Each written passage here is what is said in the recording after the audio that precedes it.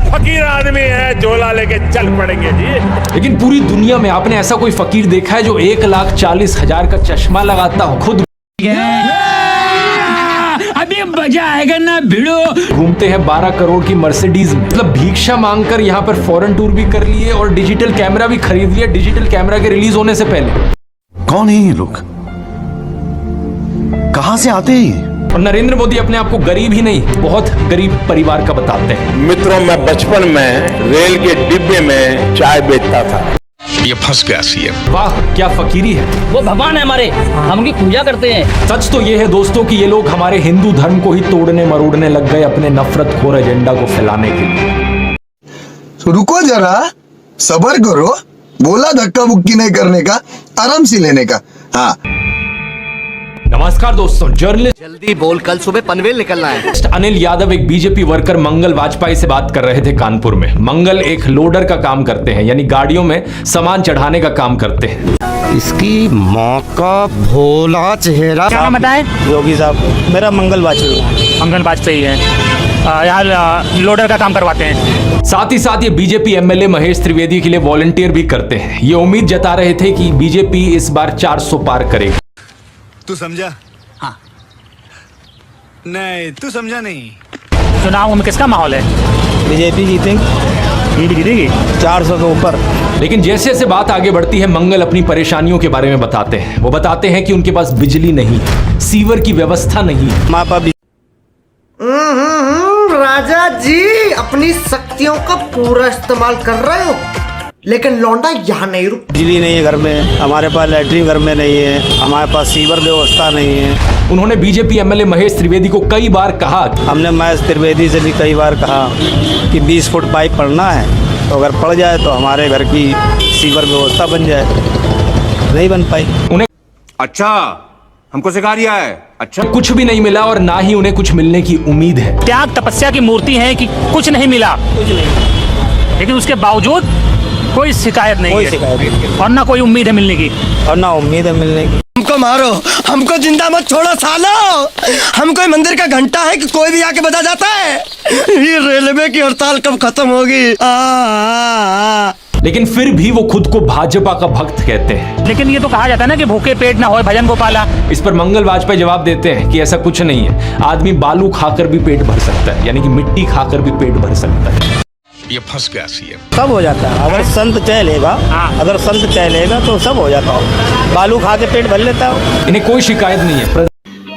समझ रहे हो, समझ रहे हो आप, समझ रहे हो ना? प्रधानमंत्री मोदी को एक परमात्मा मानते हैं, उनकी पूजा करते हैं। ऐसा कैसे हो सकता है कि एक पॉलिटिशियन को लेकर लोग इतने अंधे हो गए हैं? और ये इकलौते नहीं है, मैंने पिछले वीडियो में आपको उसके कई और उदाहरण दिए थे। बीजेपी के टिकट पर तो कुत्ता भी खड़ा हो जाए हम जिता देंगे। ये सच है, अगर कुत्ता भी आएगा उसको भी जिताएंगे। ये तो फिर अंधविश्वास नहीं, भक्त हैं, अंधविश्वास नहीं है, हम भक्त हैं। इसकी माँ का भोला चेहरा। महंगाई मेरे हिसाब से कोई ज्यादा नहीं हुई। अब मैं 10 साल से बनियान नहीं पहन रही, देखो आप। वो भगवान है हमारे, हम उनकी पूजा करते हैं। तू समझा? हाँ। नहीं, तू समझा नहीं। ऐसा हुआ है इमोशनल मैनिपुलेशन और ब्रेन वॉशिंग की वजह से। एक बड़े स्केल पर देश में लोगों का ब्रेन वॉश किया गया है, और जो माफिया यहाँ पर ब्रेन वॉश कर रहा है लोगों का, वो 4 डिपार्टमेंट्स पर काम करता है। जल्दी बोल, कल सुबह पनवेल निकलना है। पहला डिपार्टमेंट लोगों में गर्व और अहंकार भरता है कि आप महान हो क्योंकि आप हिंदू धर्म में पैदा हुए। दूसरा डिपार्टमेंट आपको एहसास दिलाता है विक्टिमाइजेशन का, कि सदियों से, 1000 सालों से आपके पूर्वज विक्टिम बनकर रहे थे। तीसरा डिपार्टमेंट आपके अंदर डर भरता है कि आपको खतरा है उन लोगों से। और चौथा डिपार्टमेंट यहाँ नरेंद्र मोदी को मसीहा बनाता है कि सिर्फ नरेंद्र मोदी ही आपको बचा सकते हैं। अभी मजा आएगा ना भिड़ो। पहले 3 डिपार्टमेंट्स की मैं 3 अलग अलग वीडियोस में ऑलरेडी बात कर चुका हूं। अब वक्त है इस चौथे डिपार्टमेंट को एक्सपोज करने का। इसकी माँ का भोला चेहरा। नरेंद्र मोदी की कल्ट ऑफ पर्सनालिटी। कैसे इनके इतने सारे फेलियर्स के बाद भी लोगों को इमोशनली मैनिपुलेट किया जाता है कि लोग इन्हें भगवान मान बैठे। आइए जानते हैं आज के इस वीडियो में।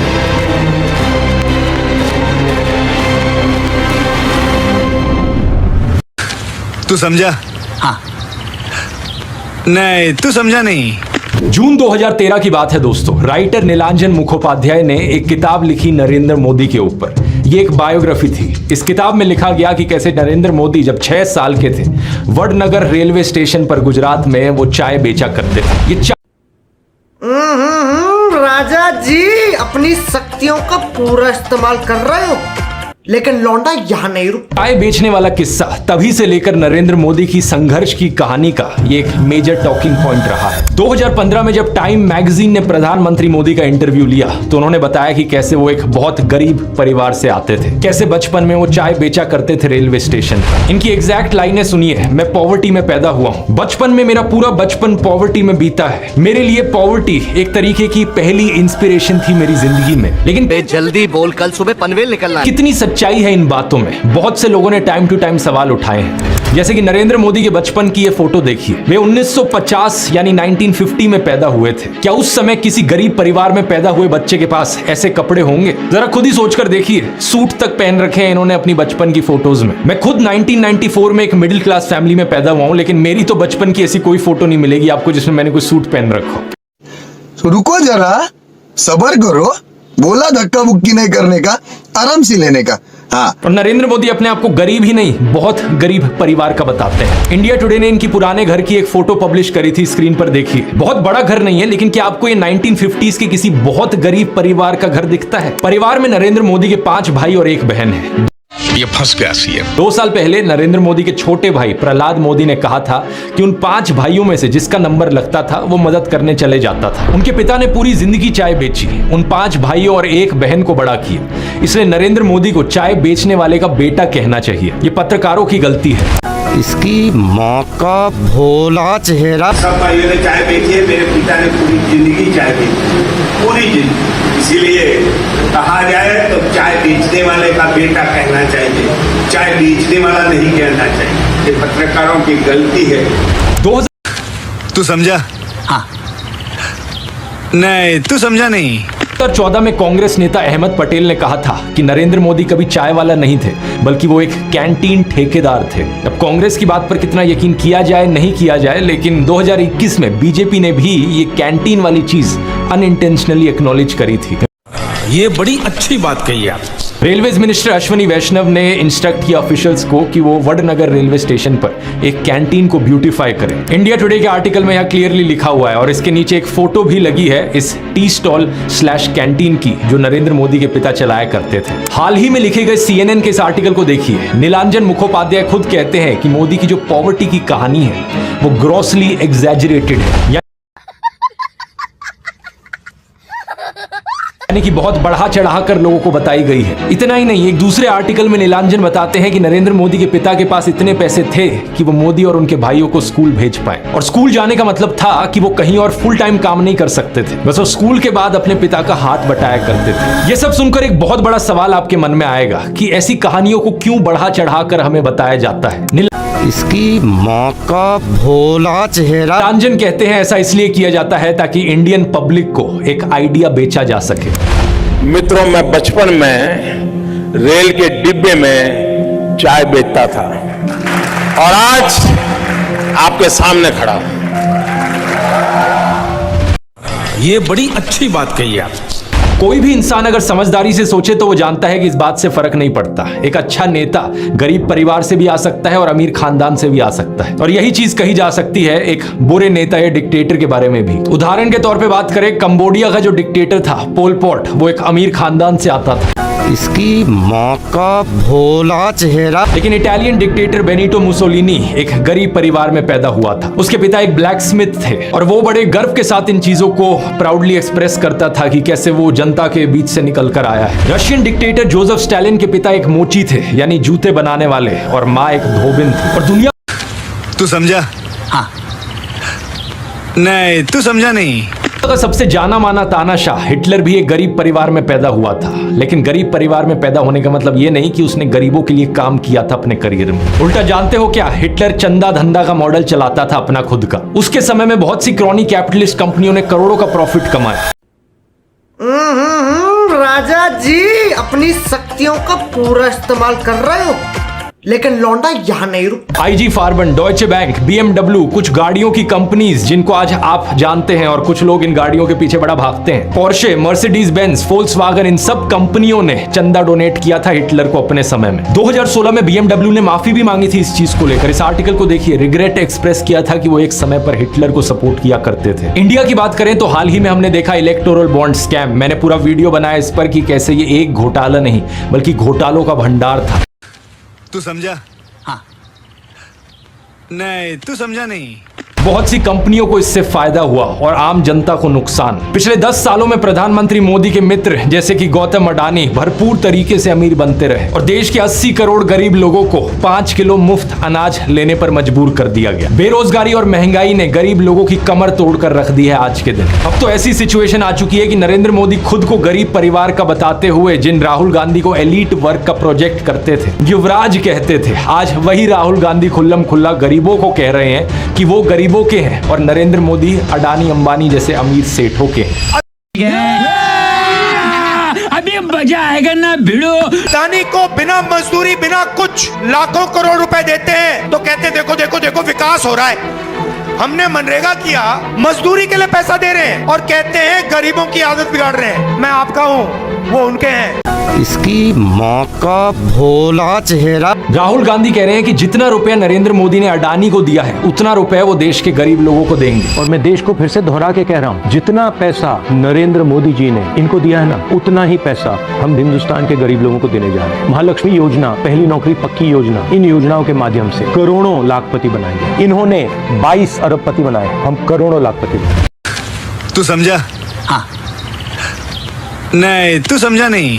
प्रधानमंत्री मोदी इसका ज्यादा जवाब दे नहीं पाए। उल्टा उन्होंने कोशिश करी थी ये कहने की कि अडानी अंबानी एक्चुअली में कांग्रेस के साथ मिले हुए हैं। जरा ये शाहजहां कोशिश करें इस चुनाव में ये अंबानी अडानी से कितना माल उठाया है। मार्च में ये फंस गया सीएम। इस रिपोर्ट को देखिए, भारत में इनकम इनइक्वालिटी 100 साल में सबसे ज्यादा हो गई है। इतनी बुरी हालत अंग्रेजों के जमाने में भी नहीं होती थी। ऐसे में अगर राहुल गांधी ने संकल्प लिया कि अगले 5 सालों में वो सभी 22 करोड़ गरीब लोगों को गरीबी से निकाल देंगे तो इसमें क्या गलत किया। लेकिन पीएम मोदी इस बात पर भी तंज कसने लगे। उनके पास खुद कोई अपना विजन नहीं है। 80 करोड़ लोगों के हाथ में कटोरा पकड़ा दिया और अगले 5 सालों के लिए यही 5 किलो अनाज वाली स्कीम एक्सटेंड कर दी। तू समझा? हाँ। नहीं, तू समझा नहीं। ना रोजगार का कोई प्लान बताया है, ना महंगाई कंट्रोल कैसे होगी ये बताया, ना गरीबी कैसे हटेगी ये बताया। और जब राहुल गांधी ने सबके लिए रोजगार की बात करी तो प्रधानमंत्री मोदी उनका मजाक उड़ाने लग गए। इसकी माँ का भोला चेहरा। कांग्रेस के शाहजादे ने अभी घोषणा की, आप भी सुनकर के हंसोगे। सुनाऊं? जोरों से हंसना पड़ेगा आपको। और आपको ये भी मालूम कि ये टेम्पो में पैसा देते हैं, क्या ये आपका पर्सनल एक्सपीरियंस है? कौन है ये लोग? कहां से आते हैं? फरवरी 2020 में गुजरात में नमस्ते ट्रंप इवेंट हुआ था तो गरीबों को छुपाने के लिए एक 1600 फुट लंबी दीवार बनाई गई थी। जरा खुद सोचकर देखो, 1995 से लेकर 2020 25 साल से गुजरात में बीजेपी की सरकार थी, जिनमें से 3 बार तो खुद नरेंद्र मोदी ही चीफ मिनिस्टर थे। लेकिन इनसे गरीबी नहीं हटाई गई, उल्टा ये गरीबों को छुपाने लग गए। G20 समिट के समय दिल्ली में भी यही हुआ था। अबे जल्दी बोल, कल सुबह पनवेल निकल। कुछ बस्तियों को हरे पर्दे के पीछे ढक दिया गया था, यानी कि इन गरीब लोगों की मूवमेंट को भी रिस्ट्रिक्ट कर दी। इसी के तहत ये पूरी दुकानें यहाँ से ढक दी गई हैं। जो थोड़ा झुग्गी टाइप घर थे उनको भी ढक दिया गया है यहाँ पर। सोचिए कि ये कितना डीह्यूमनाइजिंग है। कोई आपसे कहे कि तुम अच्छे नहीं लग रहे हो, तुम तो एक दाग धब्बा हो। वो गोरे सेठ आ रहे हैं हमारे देश में घूमने, तुम्हें एक पर्दे के पीछे छुपा दिया जाएगा। कैसा लगेगा आपको ये सुनकर? उन गरीबों की सोचो, उन्हें कैसा लगा होगा। इसकी माँ का भोला चेहरा। सीधा कहते हैं कि यहाँ से जाओ, उस गरीब को तो भगा सकते हो, उस अमीर को भगा के देखो ना। तो इन सब चीजों के चलते नरेंद्र मोदी की ये जो गरीब परिवार वाली ब्रांडिंग थी अब ये लगभग खत्म हो चुकी है। लेकिन उनकी कल्ट ऑफ पर्सनैलिटी का ये केवल एक हिस्सा है। दूसरा हिस्सा यहाँ पर आता है उनके परिवार को लेकर। व्हाट्सएप पर और गोदी मीडिया के जरिए आपको बार बार बताया जाता है कि नरेंद्र मोदी इतने महान हैं क्योंकि उन्होंने देश के लिए अपने परिवार को छोड़ दिया, अपनी पत्नी को छोड़ दिया। ये बड़ी अच्छी बात कही आप। देखो, वैसे ये एक पर्सनल मामला है, किसी पति पत्नी की आपस में ना बने ये कोई बड़ी चीज नहीं है। बहुत से लोगों के साथ ऐसा होता है, लेकिन यही लोग खुद इस पर्सनल बात को बीच में लाते हैं इसे अचीवमेंट के तौर पर दिखाने के लिए। देश के लिए पत्नी को छोड़ दिया, कोई सेंस है इस बात का? तू समझा? हाँ। नहीं, तू समझा नहीं। पूर्व प्रधानमंत्री लाल बहादुर शास्त्री जी ने तो अपनी पत्नी को नहीं छोड़ा, तो क्या वो देश के लिए काम नहीं कर पाए? महात्मा ज्योतिबा फूले की पत्नी सावित्रीबाई फूले के बारे में तो सब जानते हैं, क्या उन्होंने देश के लिए महान काम नहीं किया? आपने अगर रामलीला देखी है तो उसमें भी देखा होगा कि कैसे सीता जी ने भी भगवान राम का साथ दिया वनवास में, और राम ने उन्हें बचाने के लिए क्या क्या नहीं किया। तो व्हाट्सएप यूनिवर्सिटी की एक ऐसी घटिया नारी विरोधी मानसिकता है जहां आप औरत को एक अड़चन की तरह देखते हो, जहां आप पत्नी को छोड़ देने को एक अचीवमेंट की तरह दिखाते हो। और केवल पत्नी ही नहीं बल्कि नरेंद्र मोदी के परिवार को लेकर भी व्हाट्सएप माफिया यही बात फैलाता है। अरे औरों की तो छोड़ो, नरेंद्र मोदी खुद इस बात को बार बार दोहराते रहते हैं, कहते हैं कि उन्होंने अपने परिवार को देश के लिए छोड़ दिया। मेरे देशवासियों, मैंने घर, परिवार, सब कुछ देश के लिए छोड़ा है। पंजाब केसरी